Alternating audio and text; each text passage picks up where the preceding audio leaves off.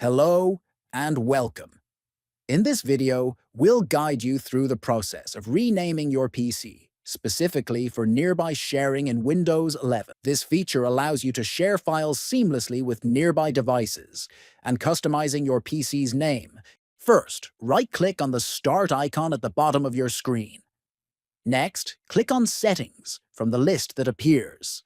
Then, in the Settings window, click on the System section on the left side. After that, scroll down and select Nearby Sharing from the options.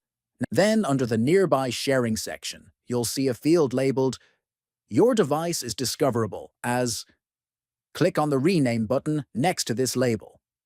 This action will prompt a new window to open. After that, in the new window, enter your desired PC name. It's recommended to keep the name concise and avoid using special characters. Once you've typed the new name, click on Save. By following these steps, you've successfully renamed your PC for nearby sharing in Windows 11. Remember to share this video with others who might find it helpful. Thank you for watching.